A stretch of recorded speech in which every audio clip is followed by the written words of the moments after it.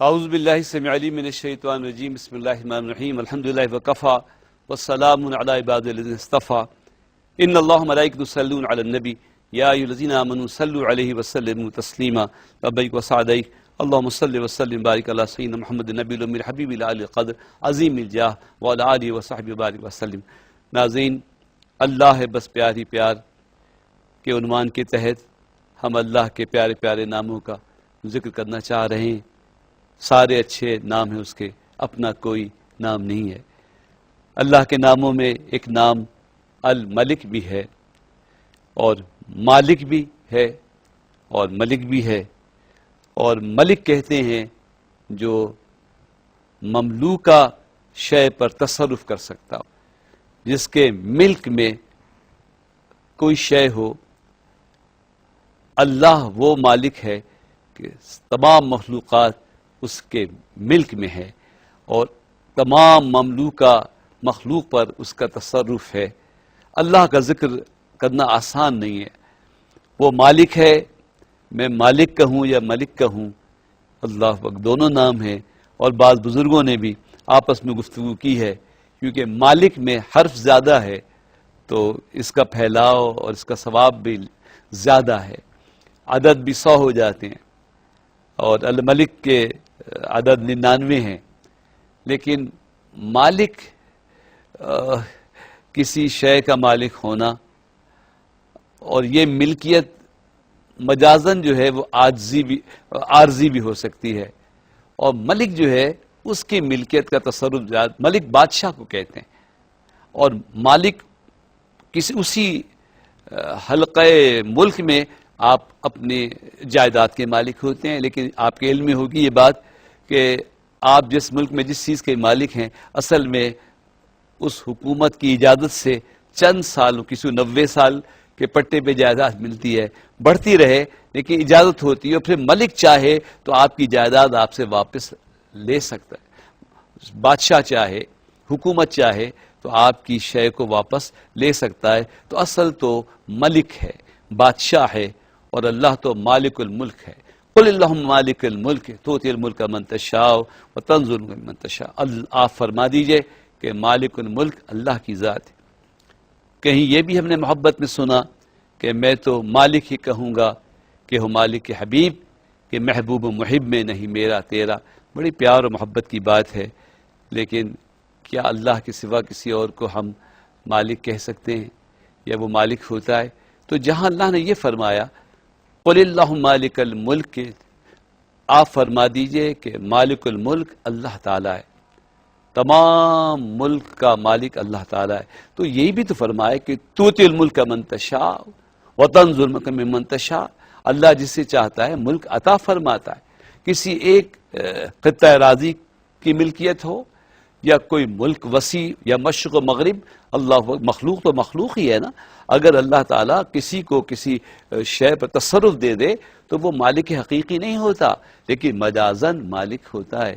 تو کسی کو اللہ نے کچھ بھی دیا ہو، ہمارا عقیدہ یہ ہے کہ اللہ تعالیٰ نے سب کچھ، اور سب سے زیادہ اگر کسی کو دیا ہے تو اپنے پیارے حبیب لبیب حضرت محمد صلی اللہ علیہ وسلم کو عطا فرمایا ہے۔ بلکہ ہم تو عزت و ذلت کا معیار بھی حضور کی نسبت سے سمجھتے ہیں۔ اور بادشاہ بنا دینا، اللہ تعالیٰ قرآن میں جگہ فرمائے اذ جعلکم فیکم انبیاء وجعلکم ملوکا، اور اللہ تعالیٰ نے تمہارے لیے نبی یہاں پہ بھیجے ہدایت و رحمت بنا کر، اور تمہیں بادشاہت بھی دی، تمہارے اندر ملوک بھی پیدا کیے۔ اور حضرت طالوت علیہ السلام کے لیے بھی کہ وہ ان کے ملک، ان کے بادشاہ ہونے کے لیے ان کا علیم اور جسیم ہونا کافی تھا، صرف دولت کا ہونا کافی نہیں۔ دولت ہی نشانی جو ہے وہ حکومت کی نہیں ہے، بلکہ اللہ تعالیٰ کے نزدیک علم کی فضیلت، فضل و کرم کا ہونا، اور امین ہونا، اور جسمانی صحت کا ہونا اللہ تعالیٰ اس طرح بھی منتخب فرماتا ہے۔ تو مالک سے ملک زیادہ فصیح و بلیغ ہے، اور مالک کہنا بھی زائد نیکی کا سبب ہے۔ اور اللہ کے جتنے نام ہیں وہ حقیقی معنوں میں وہ اللہ ہی کی ذات کے لیے ہیں۔ اللہ کے سوا اگر کسی کے لیے بولے جائیں گے تو وہ مجازن ہوں گے، اور اس میں تغیر اور تبدل بھی ہوتا ہے، اور اس درجے پہ ہرگز نہیں ہے جو نام اللہ کے لیے اختیار کیا جائے۔ اسی طرح بہت قریب اس میں مالک الملک کے ساتھ ہی ایک نام اللہ کا قدوس ہے، وہ پاک ہے، منزہ اور پاک، یہ القدس سے مشتق ہے، پاک ہے، منزہ ہے، ہر عیب سے بری ہے۔ عیب سے تو بری ہے، ارجاس اور ادناس سے وہ بری ہے، وہ ہمارے وہم و قیاس سے بری ہے، وہ ہمارے گمان سے بھی ماورا ہے، وہ حوادث سے پاک ہے۔ ایک بڑی مشہور تسبیح ہے، حضور صلی اللہ علیہ وسلم کی بڑی پسندیدہ ہے، سبوح قدوس رب الملائکۃ والروح، وہ سبحان، وہ تسبیح کے لائق ذات جس کی تسبیح ہر شے پڑھتی ہے، تون و کرہن، سبوح وہی ہے، اور وہ قدوس ہے، وہ بہت پاکیزہ، اس کا وجود بڑا پاکیزہ ہے، اور وہ ایسا پاکیزہ ہے کہ اسے کسی چیز نے پاک نہیں کیا ہے، وہ پاک کرنے والا ہے، وہ اپنی ذات میں ایسا کامل و اکمل و مکمل۔ حضرت میں تو یہ درجے والے نام بھی لینے کے لیے مجھے مشکل ہوتی ہے کہ میں کامل کہوں کہ اکمل کہوں کہ مکمل کہوں، وہ اپنی ذات میں ایسا مکمل ہے کہ وہ بغیر ابتدا کے موجود ہے اور بغیر انتہا کے موجود رہے گا، تو میں کیا عرض کروں، لیکن اس کی پاکیزگی اس کی ذاتی صفت ہے۔ اب جو بندہ یہ چاہتا ہے کہ اس کا قرب ملے، اسے پاک رہنا چاہیے، اسے وضو سے رہنا چاہیے، اسے اپنے خیالات کو پاک رہنا چاہیے، اسے اعمال صالحہ اختیار کرنے چاہیے، افعال محمودہ اختیار کرنا چاہیے۔ میں یہ الفاظ بھی مشکل لینے سے گریز کرتا ہوں، میں یہ کہتا ہوں کہ حضور کی سنتوں کو اپنا لو۔ اللہ تعالی خالق و مالک ہو کر پاک اور بے عیب ہے، اور حضور صلی اللہ علیہ وسلم مخلوق ہو کر خلقت مبرأ من کل عیب کأنک قد خلقت کما تشاء۔ یہ حضرت حسان بن ثابت عنہ کے سامنے یہ شعر پڑھا ہے کہ اللہ تعالیٰ نے آپ کو بے عیب بنایا ہے۔ تو حضور صلی اللہ علیہ وسلم کی سیرت سے، ان کی سنت سے جس قدر آپ پاک ہوں گے، اور امید ہے کہ کوشش کیجئے کہ پاک رہیں۔ ایک نوجوان وقت آخر آیا، فرشتہ اس کی روح کو لے کے مقامی علیین میں بلند ہونے لگے، تو اس نے پوچھا مجھے کہاں لے کے جا رہے ہیں؟ یہاں تو اولیاء اللہ اور پاک ارواح ہیں، میرے عمل تو ایسے نہیں تھے۔ تو فرشتوں نے کہا ہمیں معلوم ہے جیسے تمہارے عمل تھے، لیکن کیا کریں، مرتے وقت تم پاک تھے، اللہ نے قیامت تک پاک لوگوں میں رکھنے کا حکم دے دیا ہے۔ تو یا قدوس ہو پڑھیے، قلب کی صفائی ہوگی انشاءاللہ تعالی، لیکن اس کے ساتھ ظرف بھی تو پاک ہونا۔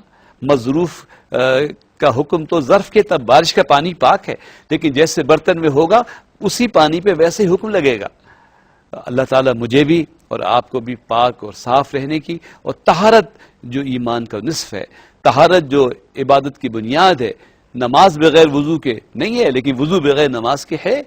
وہ قدوس خود پاکیزہ اور پاک چیزوں کو پسند کرنے والا ہے، اور اسی طرح وہ پھر سلامتی عطا فرماتا ہے ہر پاکیزگی کو، ہر صفائی کو، ہر خوبی کو، کہ اس کا نام السلام بھی ہے، وہ سلامتی والا ہے، وہ ازلی اور ابدی سلامتی والا، وہ سراپا سلام ہے، اور اس کا سلام اس کے بندوں کے لیے بھی سلام قولا من رب رحیم۔ اور مشہور دعا تو آپ کو معلوم ہے، جو سرکار کی اس قدر موقدہ دعا ہو گئی ہے کہ میں سمجھتا ہوں تمام مسلمان اللہم انت السلام و منک السلام تبارکت ربنا و تعالیت یا ذا الجلال والاکرام۔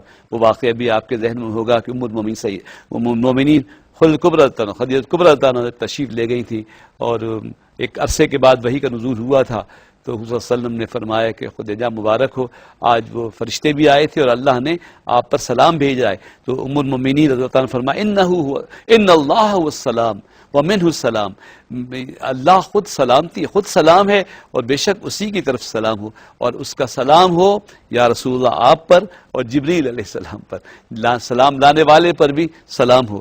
تو اور پھر درود شریف میں وسلموا تسلیما، بات وقت بڑا مختصر ہوتا ہے۔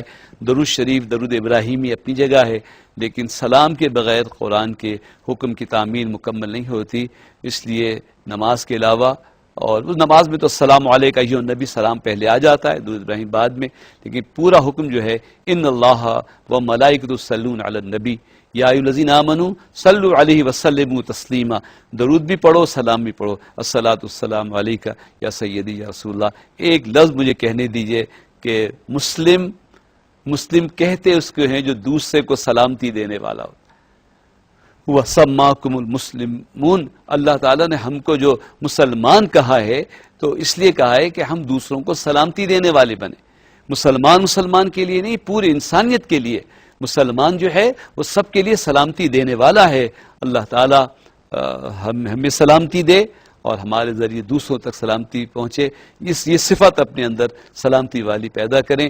پھر یا سلام و پڑھیں تو مرض میں بھی شفا ہوگی اور حالات میں بھی انشاءاللہ تعالی بہتری آئے گی۔ سبحان ربک رب العزت عما یصفون والسلام علی المرسلین والحمد للہ۔